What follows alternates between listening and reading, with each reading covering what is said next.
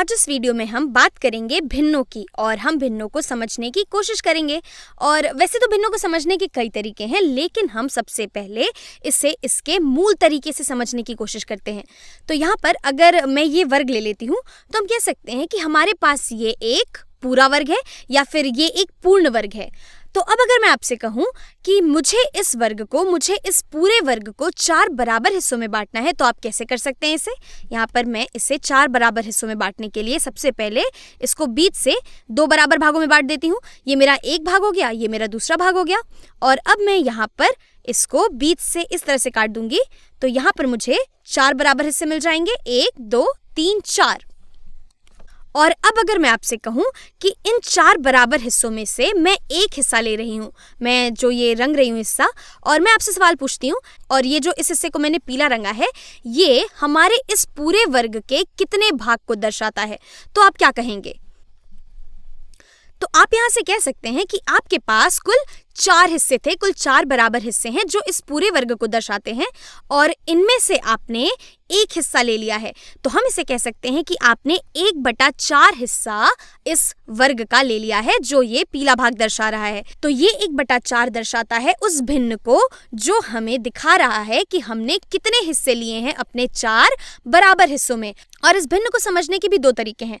आप कह सकते हैं कि आपने 4 बराबर भागों में से एक भाग ले लिया है, और दूसरा तरीका इसे समझने का ये है कि एक पूरा वर्ग बटा 4 आपको ये वाला हिस्सा दे रहा है। एक पूरा वर्ग बटा 4 आपका ये पीला वाला हिस्सा दर्शा रहा है। तो चलिए अब हम एक दूसरा उदाहरण लेते हैं। और अगर कोई मुझसे कहता है कि मेरे पास एक आयत है और मुझे इस आयत को 8 बराबर हिस्सों में बांटना है, और इन 8 हिस्सों में से मुझे एक हिस्से को दिखाना है, तो मैं कैसे दिखाऊंगी? इसे करने के लिए फिर से हम अपने इस आयत को 8 बराबर भागों में बांट लेंगे। और यहाँ पर इसे 8 बराबर भागों में बांटने के लिए पहले हम इसे 2 बराबर हिस्सों में बांट लेते हैं। ये 2 बराबर हिस्से हो गए, और अब इन दोनों हिस्सों को भी हम आधा आधा कर लेते हैं। ये हो गया मेरा इस हिस्से के 2 बराबर भाग, और ये दर्शाएगा मेरे इस हिस्से के 2 बराबर भागों को। तो ये हो गए 1 2 3 4 बराबर भाग, और अब इन चारों भागों को भी हम आधा आधा कर लेते हैं। तो ये हो गया 2 भाग, ये हो गए 2 भाग, ये 2 भाग, और ये 2 भाग। तो ये हो गए 1 2 3 4 5 6 7 8 बराबर भाग। तो अब मुझे इन 8 बराबर हिस्सों में से कोई एक हिस्सा चाहिए, और वो एक हिस्सा कोई सा भी हो सकता है इन 8 में से। अगर मैं इस हिस्से को ले लेती हूँ, अगर मैं इसे छायांकित कर दूं, तो ये दर्शाएगा 1/8वें हिस्से को इस आयत के। तो ये दर्शाता है मेरे 1/8वें हिस्से को, ये बराबर है 1/8 के। और यहाँ पर कोई भी भाग अगर मैं ले लेती तो वो 1/8 के ही बराबर होता, क्योंकि ये सभी भाग बराबर हैं आपस में। तो मेरा ये वाला भाग दर्शाता है 1/8वें हिस्से को। मैं इसे थोड़ा ऊपर करती हूँ। तो हमारे पास कुछ और उदाहरण है यहाँ पर, और मैं चाहूंगी कि मेरे इसे करने से पहले आप यहाँ पर इस वीडियो को रोकें और ये सोचें कि अगर मेरे पास ये वाला आयत है, तो ये जो लाल वाला हिस्सा है, ये हमारे इस आयत के किस हिस्से को दर्शाता है। और इसी तरह से ये जो वृत्त है हमारे पास, इस वृत्त का ये वाला छायांकित हिस्सा इस वृत्त के कौन से भाग को दिखा रहा है। और इसी तरह से इस त्रिभुज में भी ये छायांकित भाग कितने भाग को दर्शाता है। ठीक है, हम यहाँ से कह सकते हैं कि हमारे ये वाला आयत 3 बराबर भागों में बटा हुआ है, 1 2 3, और इन तीनों भागों में से हमने एक भाग लिया हुआ है। तो ये दिखाता है 1/3 हिस्से को।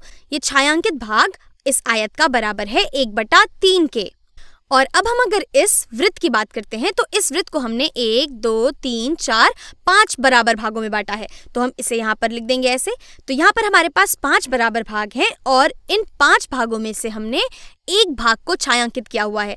तो ये बराबर होगा 1/5 के।